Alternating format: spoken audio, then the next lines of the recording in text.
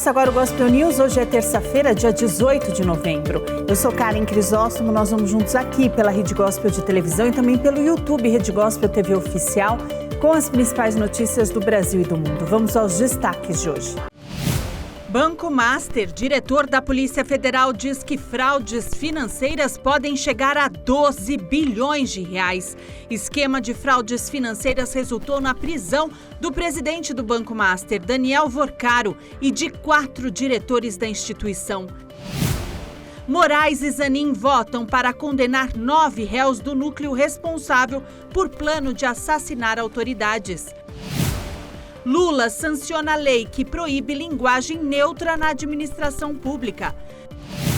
Presidente Lula rebate chanceler alemão e diz que Berlim não tem 10% da qualidade de Belém e diz que alemão deveria ter dançado no Pará. Suspeito de matar jovem na frente do namorado e do pai em São Paulo é preso na Bahia. Dicionário elege para social a palavra do ano. Essas e outras notícias do Brasil e do mundo, agora no Gospel News. Boa noite. A Polícia Federal cumpriu nesta terça-feira ordens de prisão em uma operação contra integrantes do mercado financeiro. A ação envolveu 7 mandados de prisão e 25 de busca e apreensão. Daniel Vorcaro, proprietário do Banco Master, foi preso em São Paulo. A operação ocorreu no Distrito Federal, no Rio de Janeiro, em São Paulo, na Bahia e em Minas Gerais, com o objetivo de combater a emissão de títulos de crédito falsos por instituições financeiras do Sistema Financeiro Nacional. A Polícia Federal cumpriu 7 mandados de prisão, sendo 5 preventivas e 2 temporárias, e 25 mandados de busca e apreensão, incluindo outras medidas cautelares. Entre os alvos estava Daniel Vorcaro, proprietário do Banco Master. Ele estava tentando deixar o país, em um avião particular.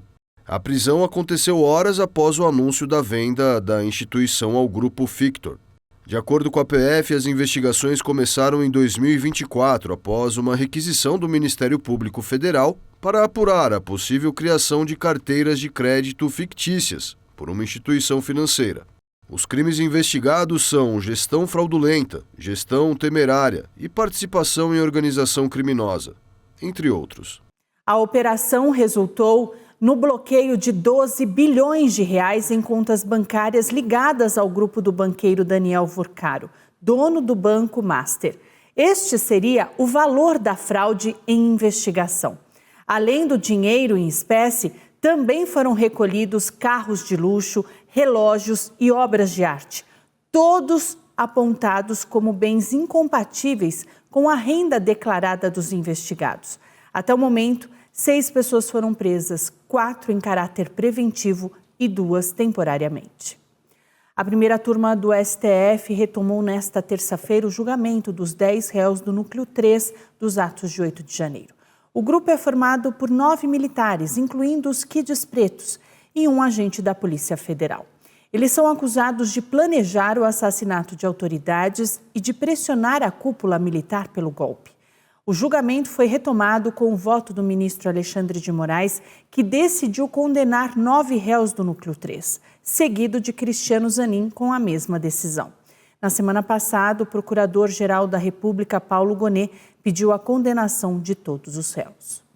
O presidente Lula sancionou um projeto de lei que proíbe o uso de linguagem neutra na administração pública de todo o país.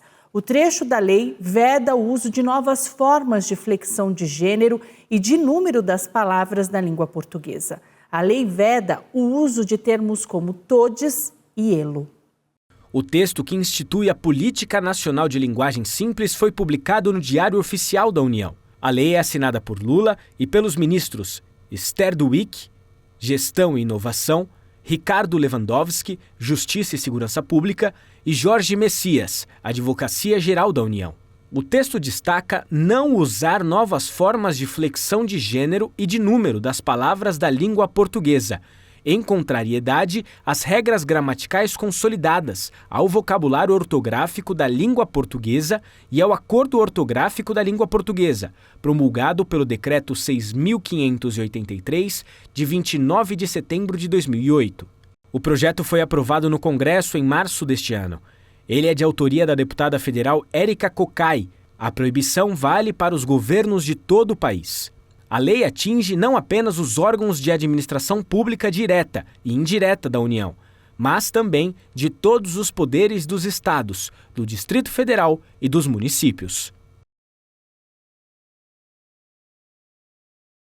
A Comissão Especial Processante da Câmara de Natal, no Rio Grande do Norte, aprovou o parecer que pede a cassação da vereadora Brisa Braque, do PT.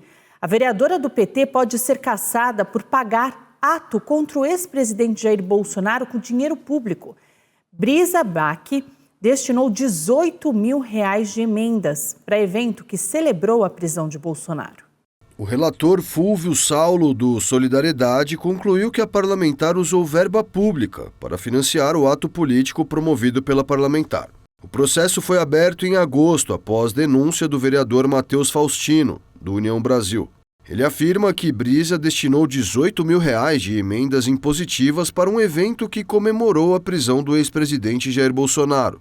Segundo o autor da denúncia, o ato teve caráter político. A próxima etapa é quando o plenário votará a cassação. A votação será nominal. Brisa e Faustino, por estarem diretamente envolvidos, não poderão participar. Fúvio Saulo afirmou que a ilegalidade não é afastada pelo fato de artistas terem recusado o pagamento. Segundo Fúvio, se o evento fosse pago com dinheiro próprio, não haveria problema. A falha jurídica aparece quando é custeado com recursos públicos.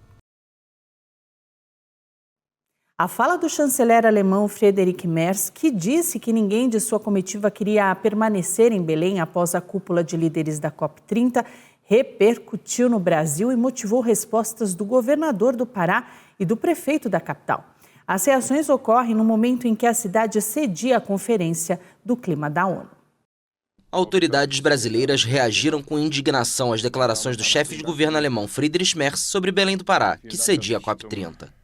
Em um congresso empresarial em Berlim, o chanceler elogiou a beleza da Alemanha e afirmou que toda sua comitiva ficou feliz por deixar a cidade amazônica.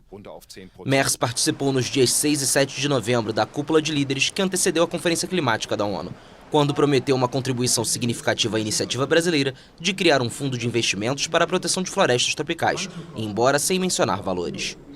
As declarações feitas na última terça-feira repercutiram quase uma semana depois na imprensa brasileira e geraram uma onda de reprimendas. Na rede social X, o governador do Pará, Helder Barbalho, disse: "É curioso ver como quem contribuiu para o aquecimento global acha estranho o calor da Amazônia. Um discurso preconceituoso do chanceler alemão Friedrich Merz revela mais sobre quem fala do que sobre aquilo do que fala, e cobrou menos promessas e mais apoio concreto para quem protege as florestas." Na mesma plataforma, o prefeito de Belém, Igor Normando, publicou: "Lamentavelmente, o chanceler alemão destila preconceito e arrogância em seu discurso, muito diferente de seu próprio povo, que demonstra nas ruas de Belém fascinação por nossa cidade." A capital paraense é uma cidade de clima tropical, com 1,4 milhão de habitantes, metade deles vivendo em favelas. Determinado a realizar a conferência em Belém para mostrar ao mundo a realidade da população amazônica, o presidente Luiz Inácio Lula da Silva enfrentou críticas pela escassez de hotéis para receber mais de 40 mil credenciados. O presidente Lula também rebateu as críticas, dizendo que Merz, na verdade, devia ter ido a um boteco no Pará, dançado, provado a culinária do Pará, porque assim ele ia perceber que Berlim não oferece para ele nem 10% do que oferece o estado do Pará e a cidade de Belém. E o presidente Lula voltará amanhã a Belém em meio às negociações para alcançar um acordo sobre o clima na COP30. Nesta terça-feira, o comissário europeu disse que o rascunho de acordo da Conferência da ONU é uma miscelânea de medidas. Uma fonte da presidência confirmou para a agência France Press que Luiz Inácio Lula da Silva voltará a Belém nesta quarta-feira, em meio às negociações para alcançar um acordo sobre o clima na COP30. O presidente abriu a conferência da ONU em 10 de novembro e, a princípio, seu retorno não era esperado. O vice-presidente Geraldo Alckmin disse na segunda-feira que seria positivo que Lula voltasse a poucos dias do fim da Conferência Climática da ONU, previsto para sexta-feira. Nesta terça, o encarregado europeu das negociações climáticas qualificou como uma miscelânea de medidas o esboço de compromisso da presidência brasileira da COP30. De acordo com o comissário Wopke Hoekstra, a situação é normal nesta fase das negociações. As declarações ocorrem após a publicação do rascunho de acordo na COP30. Hoekstra ressaltou que a União Europeia descarta revisar os compromissos financeiros no combate ao aquecimento global ou se deixar arrastar para uma conversa falsa sobre medidas comerciais. O parlamento canadense aprovou o novo orçamento do primeiro-ministro Mark Carney. Com isso, o país se livrou das eleições antecipadas. O governo do Canadá sobreviveu na segunda-feira a um voto de confiança depois que o parlamento aprovou por uma margem apertada o orçamento que o primeiro-ministro Mark Carney considera essencial para fortalecer a economia do país, ameaçada pelas tarifas aplicadas pelos Estados Unidos. O governo liberal, que não conta com a maioria, corria o risco de ruir, mas um pequeno grupo de parlamentares opositores quis evitar uma eleição antecipada e permitiu que o projeto fosse aprovado. Carney havia descrito o orçamento como uma oportunidade geracional para investir no futuro econômico do Canadá e afirmou que ele reduziria a dependência do comércio com os Estados Unidos, além de fortalecer a autossuficiência. Carney foi eleito em abril para enfrentar as tarifas protecionistas dos Estados Unidos, mas seu partido não conseguiu a maioria no parlamento. O orçamento deve dobrar o déficit fiscal em relação ao ano passado, mas Carney afirma que isso é necessário para compensar o dano causado pelas políticas comerciais americanas. De acordo com o primeiro-ministro, investimentos no exército e na infraestrutura canadenses vão ajudar a aumentar a soberania econômica. O Conselho de Segurança das Nações Unidas votou a favor de uma resolução dos Estados Unidos que reforça o plano de paz do presidente Donald Trump para a faixa de Gaza e que inclui o envio de uma força internacional e um caminho para um futuro Estado palestino. O Conselho de Segurança da ONU votou a favor de uma resolução dos Estados Unidos que reforça o plano de paz do presidente Donald Trump para a faixa de Gaza e que inclui o envio de uma força internacional e um caminho para um futuro Estado palestino. Foram 13 votos a favor do texto, com abstenções de Rússia e China e sem vetos. Trump comemorou a votação. Na rede Truth Social, afirmou que a aprovação está reconhecendo e respaldando o Conselho de Paz, que seria presidido por ele. Revisado várias vezes como resultado de negociações de alto nível, o texto reforça o plano de Trump, que possibilitou um cessar-fogo entre Israel e o Hamas no território palestino. Grande parte da faixa de Gaza foi reduzida a escombros após 2 anos de confrontos e bombardeios desencadeados pelo ataque do Hamas ao território de Israel em 7 de outubro de 2023. O Hamas lamentou nesta segunda-feira a aprovação pelo Conselho de Segurança da resolução, por entender que não respeita as exigências e os direitos dos palestinos.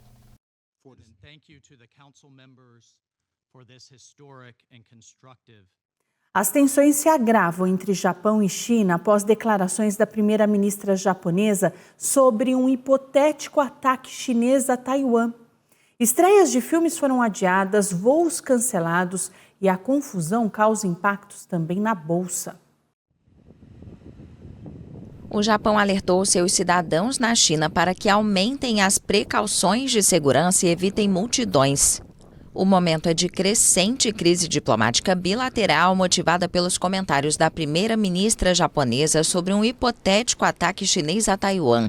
Sanae Takaichi, a primeira mulher a governar o Japão, disse há 2 semanas no parlamento que uma operação armada da China contra Taiwan poderia justificar o envio de tropas para apoiar a Ilha Democrática, que Pequim reivindica como parte de seu território e não descarta recuperar com o uso da força. A China já havia solicitado em uma medida similar na semana passada que seus cidadãos evitem viajar ao Japão em um futuro próximo. Os comentários ocorreram depois que Masai Kanai, principal nome da diplomacia do Japão para a região Ásia-Pacífico, teve reuniões na capital chinesa com seu homólogo Liu Jinsong sobre os comentários de Takaichi, uma antiga crítica de Pequim, que tentou moderar seu discurso nos últimos meses. A China reagiu com muita irritação aos comentários de Takaichi, pediu uma retratação e convocou o embaixador japonês. A disputa bilateral teve consequências em várias esferas sociais dos dois países asiáticos.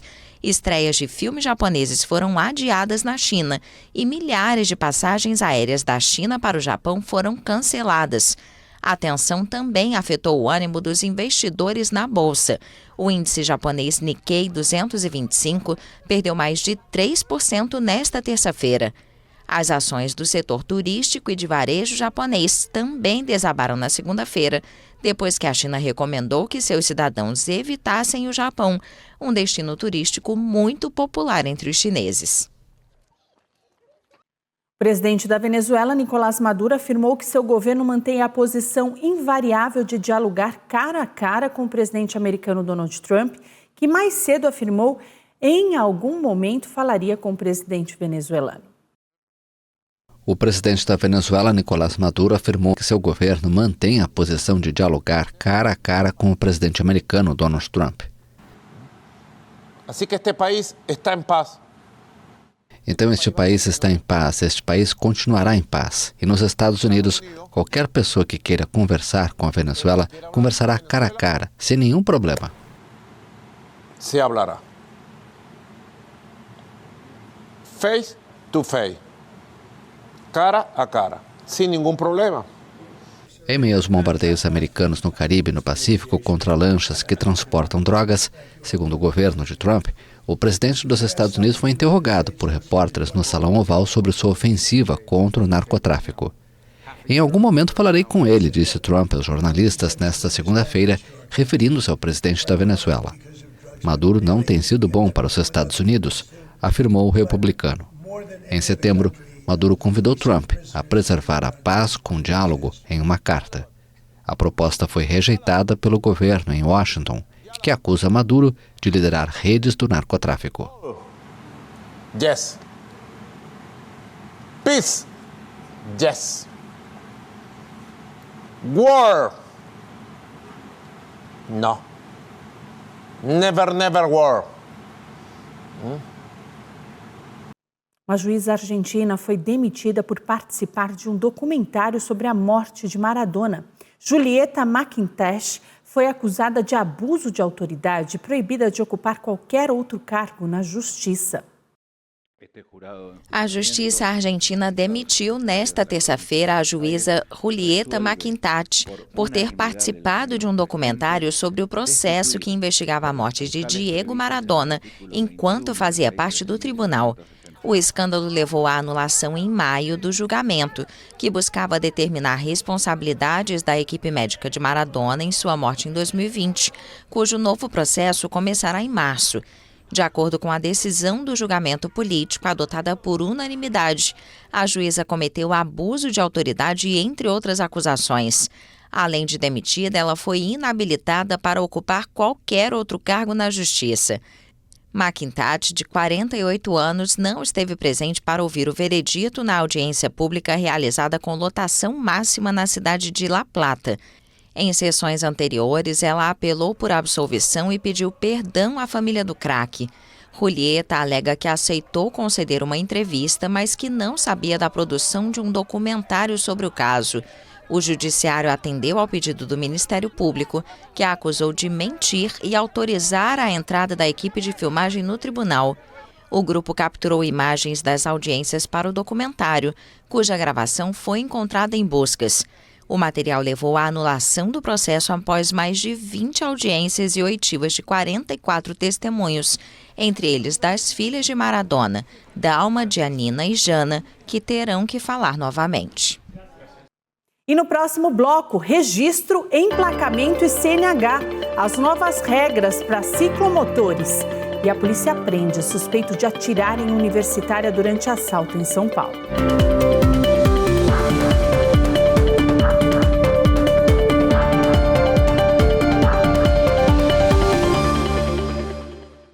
Os ciclomotores, bicicletas elétricas e veículos autopropelidos, como patinetes, skates e até cadeiras de rodas com motor elétrico, terão novas regras a partir de 2026. As normas aprovadas pelo Conselho Nacional de Trânsito em junho de 2023 definem o enquadramento dos ciclomotores e trazem regras sobre equipamentos obrigatórios e de proteção e regulam a necessidade de registro, emplacamento e até CNH para determinadas categorias. A partir de 1º de janeiro de 2026, entram em vigor em todo o país as novas regras do CONTRAN para ciclomotores, incluindo as populares motozinhas elétricas. A Resolução 996 de 2023 estabelece que esses veículos precisarão obrigatoriamente de registro, emplacamento e licenciamento no DETRAN de cada estado. Os condutores também terão que possuir CNH categoria A ou AC, a autorização para conduzir ciclomotores. Quem não cumprir as exigências estará sujeito a penalidades previstas no Código de Trânsito. O uso de capacete passa a ser obrigatório e os veículos deverão atender a requisitos como luzes, retrovisores e identificação veicular. A resolução também determina que ciclomotores não poderão circular em ciclovias ou ciclofaixas, devendo usar as vias comuns de trânsito. A fiscalização será intensificada já no início de 2026, após o fim do prazo de regularização, que vai até 31 de dezembro de 2025. Com o emplacamento, abre-se ainda a possibilidade de cobrança de IPVA, que dependerá da decisão de cada estado. As mudanças não valem para bicicletas elétricas de pedal assistido, nem para veículos autopropelidos, como patinetes, skates e monociclos elétricos, que seguem dispensados de placa, habilitação e licenciamento, embora continuem sujeitos às regras locais de circulação definidas pelas prefeituras. Segundo o CONTRAN, o objetivo é aumentar a segurança, uniformizar a classificação desses veículos e facilitar a fiscalização, já que o uso de ciclomotores cresceu rapidamente nos últimos anos em todas as regiões do país. A Polícia Civil prendeu o suspeito de ter atirado na universitária Beatriz Munhoz durante um assalto em Sapopemba, na zona leste de São Paulo, no início do mês. Ela, o pai e o namorado foram alvos de um golpe aplicado por bandidos. Um terceiro suspeito continua foragido. Isaías dos Santos Silva foi preso pela Polícia Civil no sertão da Bahia, no município de Mirante, a quase 500 quilômetros de Salvador. Ele é acusado de ter atirado na jovem Beatriz Munhoz, de 20 anos, durante um assalto em Sapopemba, na zona leste de São Paulo. Isaías estava escondido na casa do sogro. Ele será transferido para uma prisão paulista. Os 2 criminosos que estavam na moto já estão presos. O que pilotava já tinha sido preso.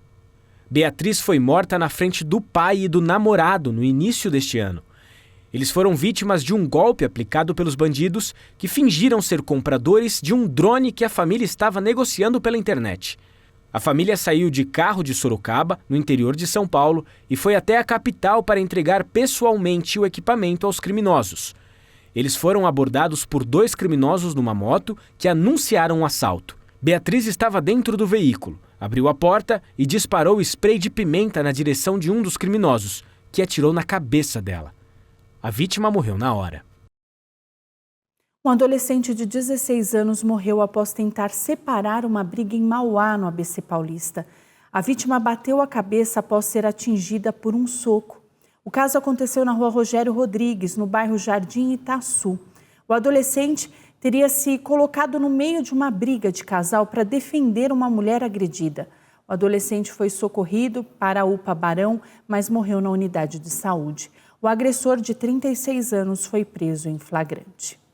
A Receita Federal apreendeu uma carga de 405 quilos de cocaína no Porto de Santos. A droga estava escondida em meio a 13 toneladas de colágeno de origem bovina. A carga tinha como destino o Porto de Hamburgo, na Alemanha, e foi rastreada por equipes da alfândega do Porto de Santos. De acordo com a Receita Federal, a droga foi detectada por cães farejadores que estavam presentes e sinalizaram positivo para a presença da cocaína. E no próximo bloco, Paris Saint-Germain e Mbappé processam mutuamente a justiça francesa. E caos marca a venda de ingressos do Grande Prêmio São Paulo de 2026.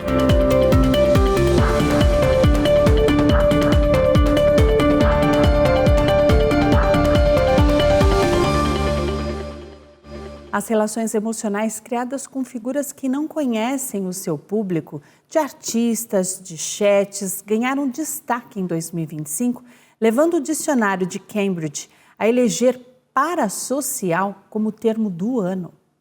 Se você tem uma grande afinidade com a cantora Taylor Swift, sem jamais tê-la conhecido, ou usa um chatbot como confidente, você vive uma relação parasocial. O adjetivo foi eleito palavra do ano de 2025 pelo dicionário de Cambridge. O termo foi definido como uma relação que alguém experimenta com uma pessoa famosa que não conhece, um personagem de livro, filme ou série de TV, etc., ou uma inteligência artificial. O termo remonta a 1956, quando sociólogos da Universidade de Chicago observaram que telespectadores desenvolviam relações parasociais com personalidades da TV, que eram vistas da mesma forma que amigos ou familiares. De acordo com o dicionário de Cambridge, o verbete registrou altos níveis de busca em 2025, e o que antes era um termo acadêmico entrou na linguagem corrente. A professora de Psicologia Social Experimental na Universidade Britânica, Simone Schnall, destacou que muitas pessoas estabelecem relações parasociais intensas e pouco saudáveis com influenciadores. A pesquisadora acrescentou que a sensação de conhecer as pessoas com quem tem relações parasociais e confiar nelas pode levar a formas extremas de lealdade, quando esse é um assunto totalmente unilateral. Outra palavra que teve um impacto importante neste ano foi slop, que significa conteúdo de má qualidade gerado por inteligência artificial. No total, cerca de 6.000 palavras, entre elas threadwife, que pode ser traduzido como esposa tradicional, foram adicionadas ao dicionário Cambridge eletrônico ao longo de 2025. O mundialmente famoso Jardim Botânico de Kew, em Londres, brilha com sua instalação anual de luzes de Natal, que este ano está na 13ª edição. É uma festa de beleza singular que já se tornou tradição na capital britânica. Os Reais Jardins Botânicos de Kew são um dos mais extensos, antigos e prestigiados do mundo. E com a proximidade do Natal, o lugar fica ainda mais mágico com uma iluminação especial. Este ano marca a 13ª edição do evento de luzes.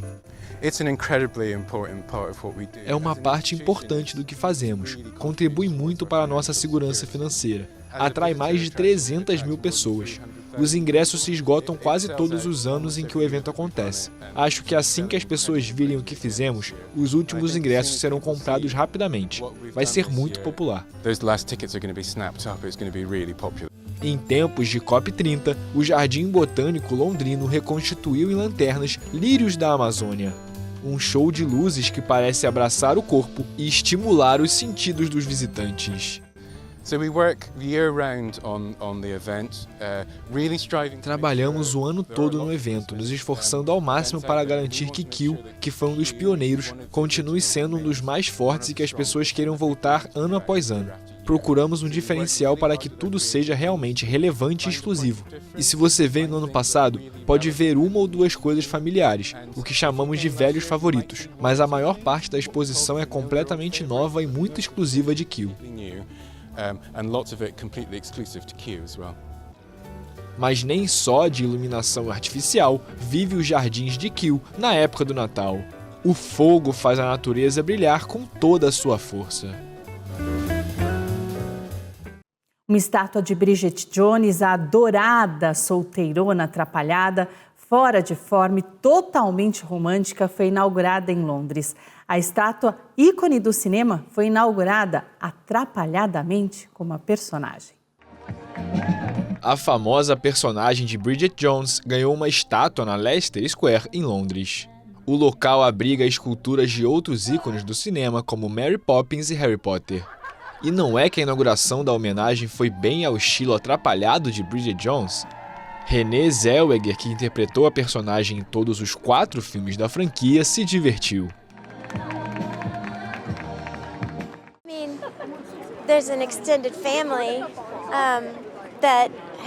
Existe uma grande família que se formou em torno da experiência de fazer esses filmes. E também temos algo em comum com pessoas que encontro em todo mundo, sabe? Todos nós compartilhamos uma afinidade por Bridget, porque ela nos faz sentir representados. Isso é uma grande bênção.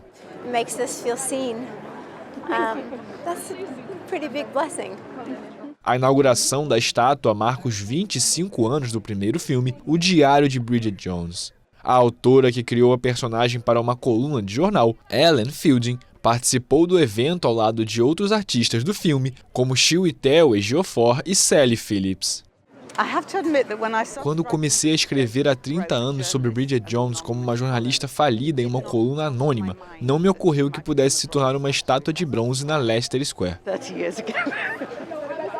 A estátua de Bridget Jones faz parte da trilha Cenas na Praça, de esculturas de personagens de filmes na Leicester Square, onde muitas estreias de filmes são realizadas na capital britânica. O Louvre anunciou o fechamento de uma de suas galerias ao público por precaução após uma auditoria revelar a especial fragilidade de algumas vigas de uma das alas do edifício. A galeria fechada é a de cerâmica da Grécia Antiga. O Museu do Louvre confirmou o fechamento de uma de suas galerias por medida de precaução. A decisão foi tomada após uma auditoria revelar fragilidades estruturais em algumas vigas do edifício. A Galeria Campana, no primeiro andar, e que abriga 9 salas dedicadas à cerâmica grega antiga, ficará interditada enquanto são realizadas as inspeções em algumas vigas. O comunicado explicou que estas vigas sustentam os pesos do segundo andar da ala sul do quadrilátero Sully, que contorna o pátio conhecido como Cour Carrée. Um relatório apresentado em 14 de novembro alertou sobre o estado do piso do segundo andar neste espaço, onde se encontram escritórios do pessoal do museu. Com base no estudo, a direção do museu decidiu bloquear o acesso a esses escritórios. Por isso, 65 funcionários terão que deixar o espaço durante os próximos 3 dias. O Louvre, o museu mais visitado do mundo, está no olho do furacão desde o espetacular roubo de joias imperiais em 19 de outubro. Naquele dia, 4 indivíduos estacionaram um veículo com um guindaste sob uma das varandas do complexo, 2 deles subiram e, com a ajuda de uma serra radial, entraram na Galeria Apollo através de uma janela. Em poucos minutos, os ladrões roubaram 8 joias de um valor estimado em mais de 100 milhões de dólares. Por enquanto, 3 pessoas, todas suspeitas de terem participado diretamente do crime, foram formalmente acusadas e presas. As joias continuam desaparecidas. As ações do estúdio sul-coreano que criou o personagem Baby Shark, o vídeo mais assistido no YouTube, dispararam até 60% nesta terça-feira, dia em que a empresa iniciou sua cotação na Bolsa de Seul. O sucesso estrondoso de Baby Shark fez uma estreia triunfal na Bolsa de Valores de Seul. As ações do estúdio sul-coreano responsável pelo vídeo Baby Shark Dance, adorado por crianças pequenas, dispararam até 60% nesta terça-feira, quando a empresa começou a negociar na bolsa. A Ping Fong Company foi fundada em 2010 e obtém a maior parte de sua receita com a venda de conteúdo online e apresentações ao vivo. A empresa reportou uma receita de aproximadamente 66 milhões de dólares em 2024. Baby Shark, lançado há quase uma década, é um de seus maiores sucessos, com mais de 16 bilhões de visualizações no YouTube, tornando-se o vídeo mais assistido da plataforma. Paris Saint-Germain e Mbappé estão se processando mutuamente na justiça francesa por indenizações milionárias. O Paris Saint-Germain está exigindo o equivalente a 278 milhões de dólares de seu ex-astro Mbappé, como indenização por uma transferência frustrada para o clube saudita Al Hilal em 2023. É o que os advogados do clube argumentaram perante um tribunal trabalhista francês. Mas o pedido de indenização do jogador tem um valor ainda mais alto.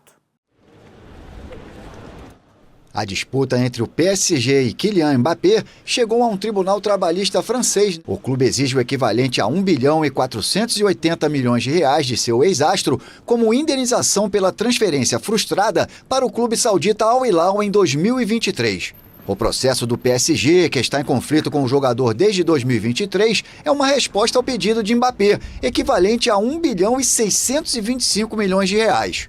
Ele alega assédio moral no ambiente de trabalho durante seus últimos meses no clube parisiense e questiona o tipo de contrato que o vinculava ao clube. O PSG afastou o jogador do elenco principal no início da temporada 2023-24, pois ele desejava cumprir seu contrato até meados de 2024 sem renová-lo. Acabou sendo reintegrado após a primeira rodada da temporada. O clube francês afirma que, na época, havia um acordo entre as partes, estipulando que o jogador abriria mão de uma parte dos valores devidos ao final de seu contrato para preservar a saúde financeira do PSG. O capitão da seleção francesa finalmente se transferiu para o Real Madrid em meados de 2024, quando seu contrato expirou, sem que nenhuma taxa de transferência fosse paga ao clube parisiense. A decisão do Tribunal Trabalhista deve sair dentro de algumas semanas. A venda de ingressos para o Grande Prêmio de São Paulo de Fórmula 1 de 2026 gerou uma nova onda de polêmica e resultou em um pedido formal de investigação. Os ingressos para a etapa, que será realizada em novembro do ano que vem no Autódromo de Interlagos, esgotaram em poucos minutos após a abertura da venda geral, na última segunda-feira, gerando inúmeras reclamações de fãs nas redes sociais que alegam não terem conseguido sequer acessar a plataforma de compra.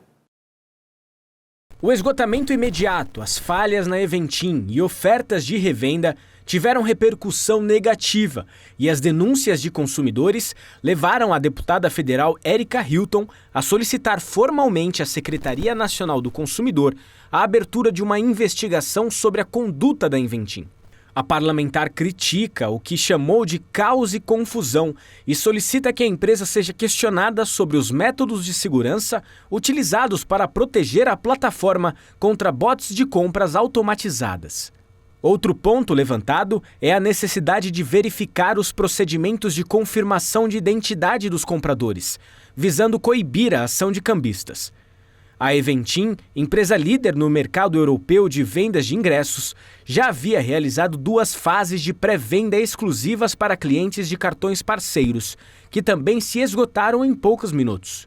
Em notas anteriores sobre eventos com alta demanda, a empresa costuma afirmar que seus sistemas seguem altos níveis de segurança tecnológica e possuem capacidade para processar a intensa procura. O Gospel News desta terça-feira fica por aqui. Eu desejo a todos vocês uma ótima noite. Amanhã, a partir das 7, nós estamos de volta com as principais notícias do Brasil e do mundo. E até lá você fica muito bem informado no YouTube, Rede Gospel TV Oficial, e também no Spotify Gospel News em 3 minutos. Uma boa noite para todos vocês e até amanhã.